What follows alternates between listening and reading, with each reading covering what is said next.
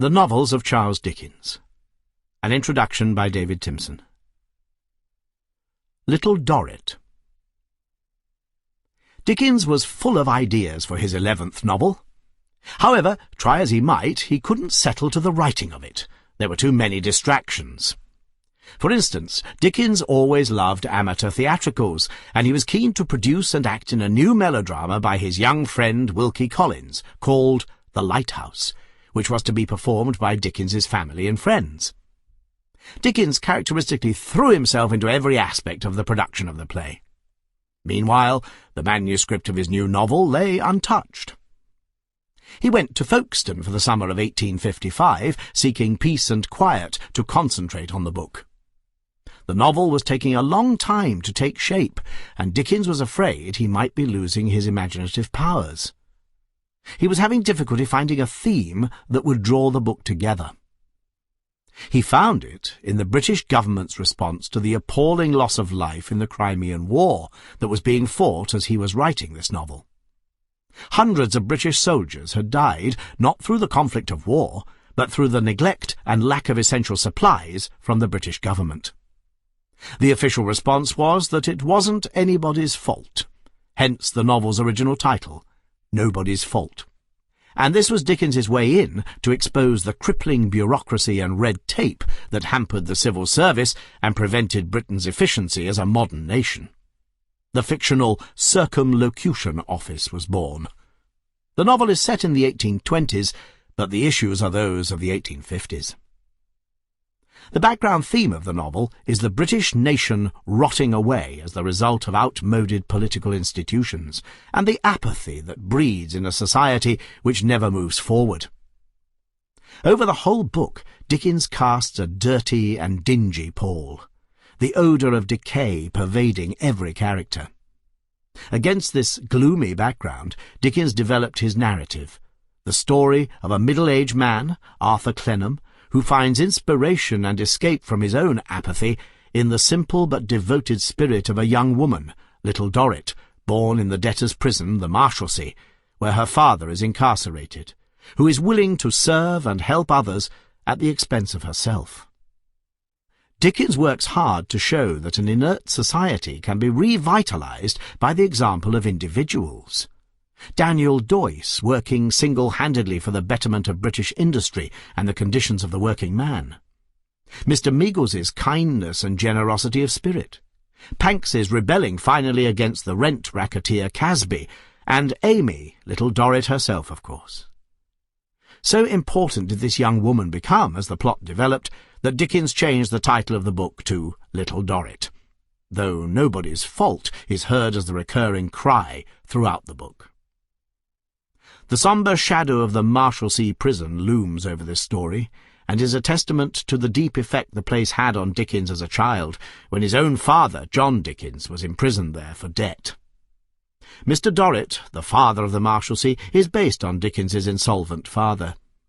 He had presented an affectionate and humorous portrait of him before, in the character of Mr. Micawber in David Copperfield, but in Mr. Dorrit, Dickens shows his father's darker side. Flora Finching, the first love of Arthur Clennam, is a fictional portrait of Dickens's own first love, Maria Beadnell, whom he met 20 years after their youthful romance, and who had, like Arthur's sweetheart, blossomed in the intervening years. Despite being bitterly disillusioned by the changes he saw in Maria, Dickens creates one of his most humorous characters, for, like Flora, Maria was a prisoner to her youthful self. In a sense, every character in this book is a prisoner of him or herself. There is a long chain of prisoners who, in their turn, imprison those nearest to them. Dorrit suppresses the freedom of Little Dorrit by relying on her for everything. Even the great Mr. Merdle is a prisoner of the very society he has helped, as a great financier, to perpetuate. Arthur, the self-deprecating hero of the novel, is another man trapped within himself. He is dominated by Mrs. Clennam. His youth was destroyed by her perverted religion, and his young manhood wasted working in the stultifying family business abroad. He returns to England an empty, submissive shell, all spontaneity gone. The inhabitants of Bleeding Heart Yard are in their turn imprisoned by poverty, cripplingly low wages, and extortionate rents. Whose fault is it? Nobody's, is the general conclusion once again. Rents charged on people with no means to pay is one of the curses of capitalism, and Dickens's exposure of this oppressive system in the 1850s, though stopping short of demanding the reform of society itself, laid a foundation on which Karl Marx could draw for his socialist writings of the 1860s. Instead, Dickens, as a creative writer, chose to sidestep politics and be true to humanity. Arthur and Little Dorrit will endure the realities of the world and won't try to change it. They will live a good and uneventful existence where, whatever happens, it will be in their eyes ultimately nobody's fault. Father of the Marshalsea. The night was dark, and the prison lamps in the yard and the candles in the prison windows, faintly shining behind many sorts of wry old curtain and blind, had not the air of making it lighter. A few people loitered about, but the greater part of the population was within doors. The old man, taking the right-hand side of the yard, turned in at the third or fourth doorway and began to ascend the stairs. "They are rather dark, sir, but you will not find anything in the way." He paused for a moment before opening a door on the second story. He had no sooner turned the handle than the visitor saw Little Dorrit, and saw the reason of her setting so much store by dining alone. She had brought the meat home that she should have eaten herself, and was already warming it on a gridiron over the fire for her father, clad in an old grey gown and a black cap, awaiting his supper at the table. A clean cloth was spread before him, with knife, fork and spoon, salt-cellar, pepper-box, glass and pewter ale-pot. Such zests as his particular little phial of cayenne pepper and his pennyworth of pickles in a saucer were not wanting. She started, coloured deeply, and turned white. The visitor, more with his eyes than by the slight impulsive motion of his hand, entreated her to be reassured and to trust him.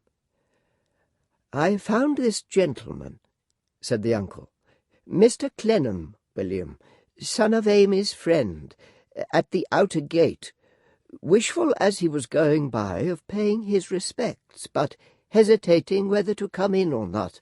This is my brother William, sir." "I hope," said Arthur, very doubtful what to say, "that my respect for your daughter may explain and justify my desire to be presented to you, sir." "Mr. Clennam," returned the other, rising, taking his cap off in the flat of his hand, and so holding it ready to put on again. "You do me honour. You are welcome, sir," with a low bow. "Frederick, a chair. Pray, sit down, Mr. Clennam." He put his black cap on again, as he had taken it off, and resumed his own seat. There was a wonderful air of benignity and patronage in his manner, with which he received the collegians. These were the ceremonies with which he received the collegians. "You are welcome to the Marshalsea, sir. I have welcomed many gentlemen to these walls. Perhaps you are aware, my daughter Amy may have mentioned, that I am the father of this place?" So I have understood," said Arthur, dashing at the assertion. "You know, I dare say, that my daughter Amy was born here. A good girl, sir, a dear girl, and long a comfort and support to me. Amy, my dear, put this dish on. Mr. Clennam will excuse the primitive customs to which we are reduced here. Is it a compliment to ask you if you would do me the honour, sir, to—" "Thank you," returned Arthur, "not a morsel." He felt himself quite lost in wonder at the manner of the man, and that the probability of his daughter's having had a reserve as to her family history should be so far out of his mind. She filled his glass, put all the little matters on the table ready to his hand, and then sat beside him while he ate his supper. Evidently in observance of their nightly custom, she put some bread before herself and touched his glass with her lips. But Arthur saw she was troubled and took nothing. Her look at her father, half admiring him and proud of him, half ashamed for him, all devoted and loving, went to his inmost heart. The Circumlocution Office. Arthur Clennam, who now felt that he had devoted himself to the storming of the Circumlocution Office and must go through with it, accompanied the messenger to another floor of the building, where that functionary pointed out Mr. Wobbler's room. He entered that apartment and found two gentlemen sitting face to face at a large and easy desk, one of whom was polishing a gun-barrel on his pocket-handkerchief, while the other was spreading marmalade on bread with a paper-knife. "Mr. Wobbler?" inquired the suitor.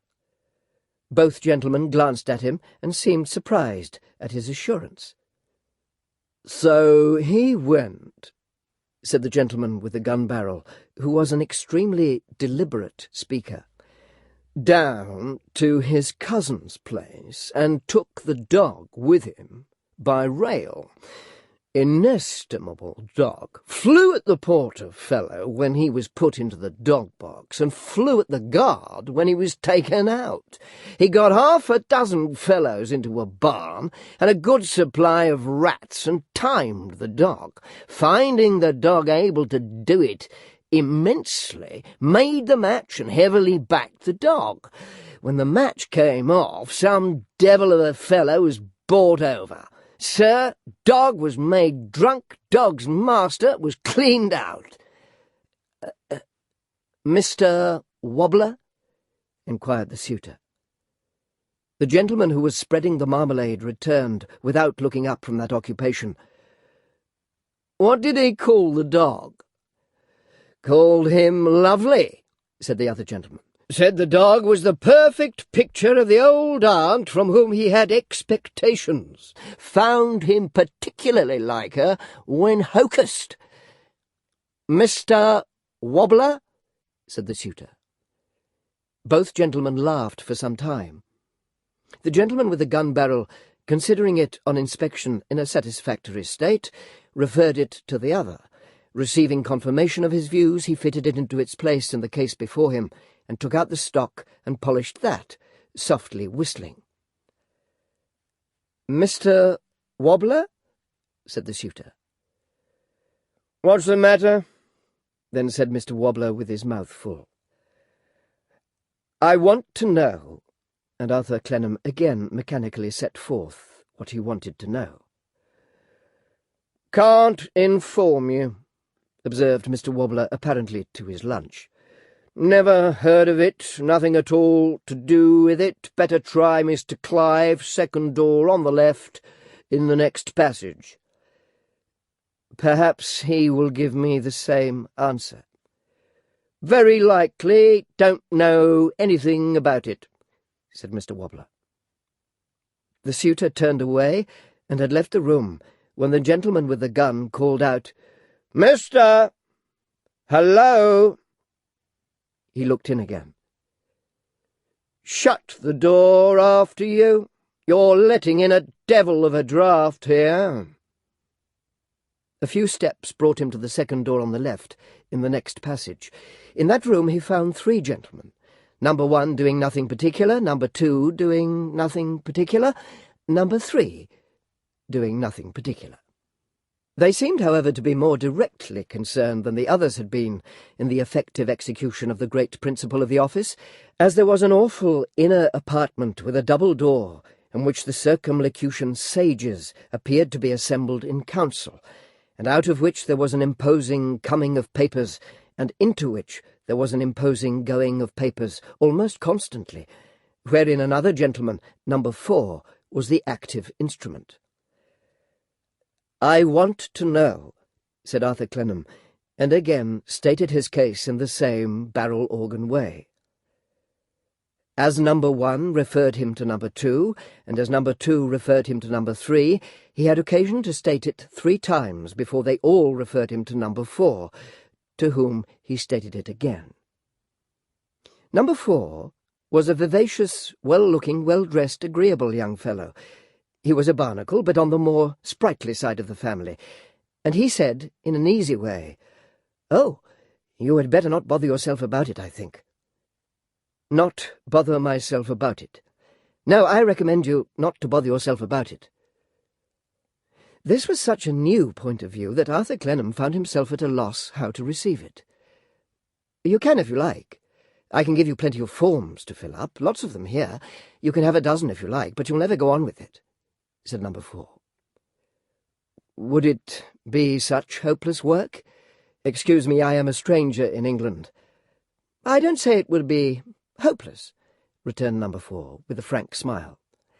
I don't express an opinion about that. I only express an opinion about you. I don't think you'd go on with it. However, of course, you can do as you like. I suppose there was a failure in the performance of a contract, or something of that kind, was there? I really don't know. Well, that you can find out. Then you'll find out what department the contract was in, and then you'll find out all about it there. I beg your pardon, how shall I find out? Why, you'll ask till they tell you. Then you'll memorialise that department, according to regular forms, which you'll find out, for leave to memorialise this department. If you get it, which you may, after a time, that memorial must be entered in that department, sent to be registered in this department, sent back to be signed by that department, sent back to be countersigned by this department, and then it will begin to be regularly before that department. You'll find out when the business passes through each of these stages by asking at both departments till they tell you. But surely this is not the way to do the business, Arthur Clennam could not help saying. Flora Finching. Flora, always tall, had grown to be very broad, too, and short of breath. But that was not much. Flora, whom he had left a lily, had become a peony. But that was not much. Flora, who had seemed enchanting in all she said and thought, was diffuse and silly. That was much. Flora, who had been spoiled and artless long ago, was determined to be spoiled and artless now. That was a fatal blow. This is Flora.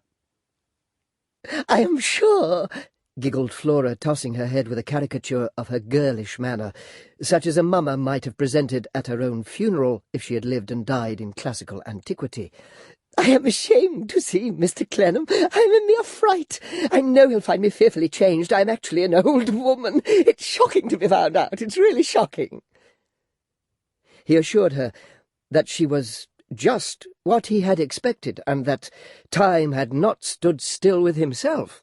Oh, but with a gentleman it's so different, and really you look so amazingly well that you have no right to say anything of the kind. While as to me, you know— Oh, cried Flora with a little scream. I'm dreadful. The patriarch, apparently not yet understanding his own part in the drama under representation, glowed with vacant serenity. But if we talk of not having changed, said Flora, who, whatever she said, never once came to a full stop, look at Papa. Is not Papa precisely what he was when you went away? Isn't it cruel and unnatural of Papa to be such a reproach to his own child? If we go on in this way much longer, people who don't know us will begin to suppose that I am Papa's mamma. That must be a long time hence, Arthur considered. Oh, Mr. Clennam, you insincerest of creatures, said Flora. I perceive already you have not lost your old way of paying compliments, your old way when you used to pretend to be so sentimentally struck, you know. At least, I don't mean that. I don't know what I mean. Here Flora tittered confusedly and gave him one of her old glances. The patriarch, as if he now began to perceive that his part in the piece was to get off the stage as soon as might be, rose and went to the door by which Panks had worked out, hailing that tug by name. He received an answer from some little dock beyond, and was towed out of sight directly. "You mustn't think of going yet," said Flora. Arthur had looked at his hat, being in a ludicrous dismay, and not knowing what to do. "You could never be so unkind as to think of going, Arthur. I mean, Mr. Arthur, or I suppose Mr. Clennam would be far more proper, but I'm sure I don't know what I'm saying. Without a word about the dear old days gone forever. When I come to think of it, I dare say it would be much better not to speak of them, and it's highly probable that you have some much more agreeable engagement, and pray let me be the last person in the world to interfere with it, though there was a time. But I am running into nonsense again." Was it possible that Flora could have been such a chatterer in the day she referred to? Could there have been anything like her present disjointed volubility in the fascinations that had captivated him? "Indeed, I have little doubt," said Flora, running on with astonishing speed and pointing her conversation with nothing but commas and very few of them, "that you are married to some Chinese lady. Being in China so long and being in business and naturally desirous to settle and extend your connection, nothing was more likely than that you should propose to a Chinese lady, and nothing was more natural, I am sure, than that the Chinese lady should accept you and think herself very well off too. I only hope she's not a Pagodian dissenter." "I am not," returned Arthur, smiling in spite of himself, "married to any lady, Flora." "Oh, good gracious me, I hope you never kept yourself a bachelor so long on my account," tittered Flora. "But of course you never did. Why should you? Pray don't answer. I don't know where I'm running to. Oh, do tell me something about the Chinese ladies, whether their eyes are really so long and narrow, always putting me in mind of mother-of-pearl fish at cards. And do they really wear tails down their back? And plaited, too, or is it only the men? And when they pull their hair so very tight off their foreheads, do they hurt themselves? And why do they stick little bells all over their bridges and temples and hats and things, or don't they really do it?" Flora gave him another of her old glances. Instantly she went on again, as if he had spoken in reply for some time. "Then it's all true, and they really do. Good gracious, Arthur! Oh, pray excuse me, old habit. Mr. Clennam, far more proper. What a country to live in for so long a time, and with so many lanterns and umbrellas, too. How very dark and wet the climate ought to be, and no doubt actually is, and the sums of money that must be made by those two trades where everybody carries them and hangs them everywhere. The little shoes, too, and the feet screwed back in infancy. It's quite surprising. What a traveller you are." In his ridiculous distress, Clennam received another of the old glances, without in the least knowing what to do with it. "Dear, dear," said Flora, "only to think of the changes at home, Arthur. Oh, cannot overcome it. It seems so natural. Mr. Clennam, far more proper. Since you became familiar with the Chinese customs and language, which I am persuaded you speak like a native, if not better, for you were always quick and clever, though immensely difficult, no doubt. I'm sure the tea-chests alone would kill me if I tried. Such changes, Arthur. I'm doing it again. Seems so natural, most improper, as no one could have believed. Who could ever imagined Mrs. Finching, when I can't imagine it myself?" "Is that your married name?" asked Arthur, struck in the midst of all this by a certain warmth of heart that expressed itself in her tone when she referred, however oddly, to the youthful relation in which they had stood to one another. "Finching?" "Finching? Oh, yes, isn't it a dreadful name? But as Mr. F. said when he proposed to me, which he did 7 times and handsomely consented, I must say, to be what he used to call on liking 12 months, after all, he wasn't answerable for it and couldn't help it, could he? Excellent man. Not at all like you, but excellent man." Flora had at last talked herself out of breath for one moment. One moment. For she recovered breath in the act of raising a minute corner of her pocket-handkerchief to her eye, as a tribute to the ghost of the departed Mr. F., and began again. Miss Wade takes in Tattycoram. The lady whom they had come to see, if she were the present occupant of the house, appeared to have taken up her quarters there as she might have established herself in an eastern caravanserai. A small square of carpet in the middle of the room, a few articles of furniture that evidently did not belong to the room, and a disorder of trunks and travelling articles formed the whole of her surroundings.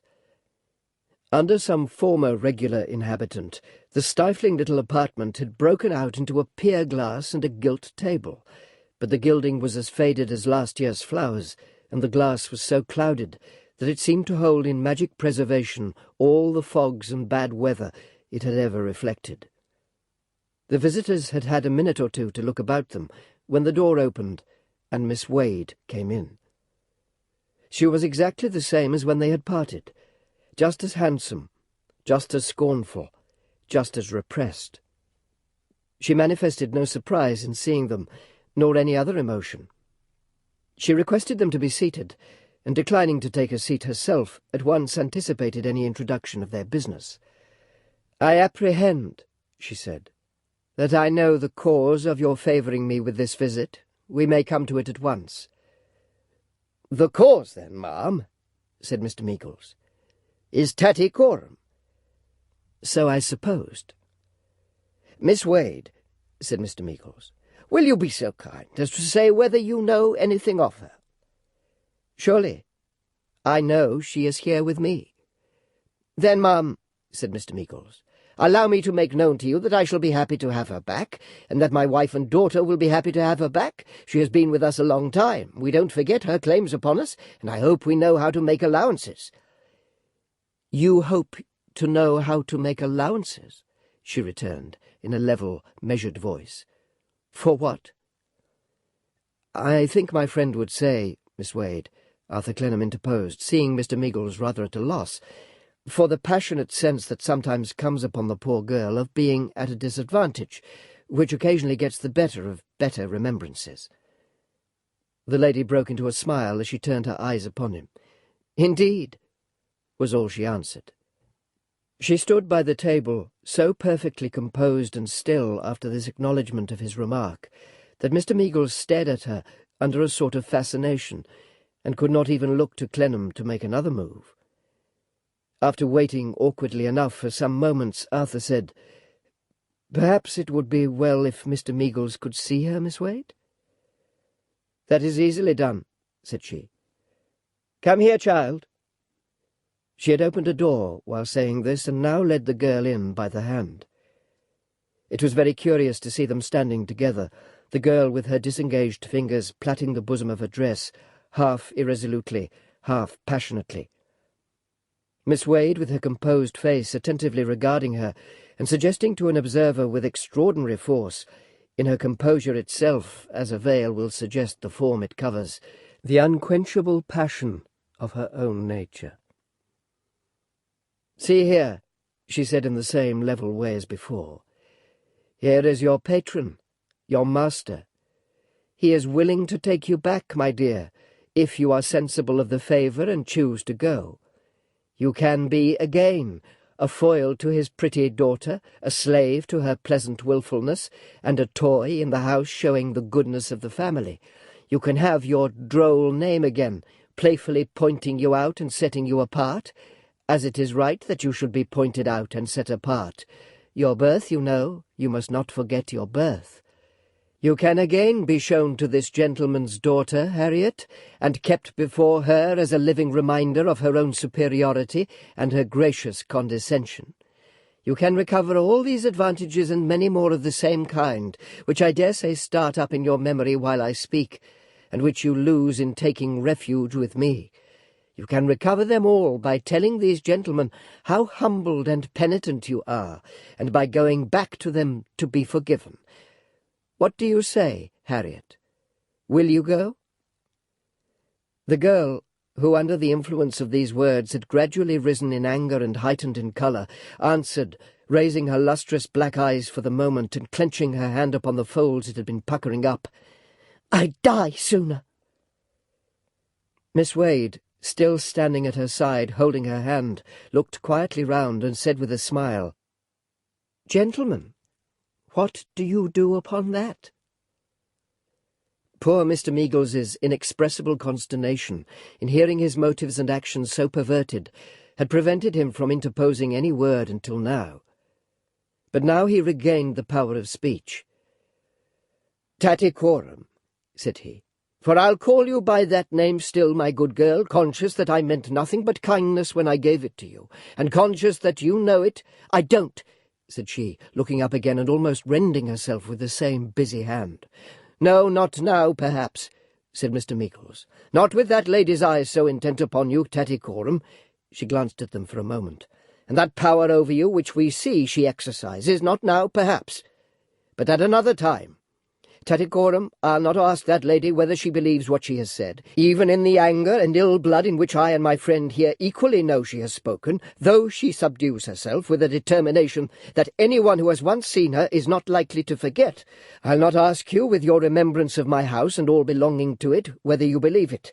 I'll only say that you have no profession to make to me or mine, and no forgiveness to entreat, and that all in the world that I ask you to do is to count 25, Tattycoram." She looked at him for an instant, and then said frowningly, "I won't. Miss Wade, take me away, please." The contention that raged within her had no softening in it now. It was wholly between passionate defiance and stubborn defiance. Her rich colour, her quick blood, her rapid breath were all setting themselves against the opportunity of retracing their steps. "I won't, I won't, I won't," she repeated in a low, thick voice. "I'd be torn to pieces first. I'd tear myself to pieces first." Miss Wade, who had released her hold, laid her hand protectingly on the girl's neck for a moment, and then said, looking round with her former smile, and speaking exactly in her former tone, "Gentlemen, what do you do upon that?" "Oh, Tattycoram, Tattycoram," cried Mr. Meagles, adjuring her besides with an earnest hand. "Hear that lady's voice. Look at that lady's face. Consider what is in that lady's heart, and think what a future lies before you. My child, whatever you may think, that lady's influence over you, astonishing to us, and I should hardly go too far in saying terrible to us to see, is founded in passion fiercer than yours, and temper more violent than yours. What can you two be together? What can come of it?" "I am alone here, gentlemen," observed Miss Wade, with no change of voice or manner. "Say anything you will." These extracts have been taken from the unabridged recording of Little Dorrit, read by Anton Lesser for Naxos Audiobooks.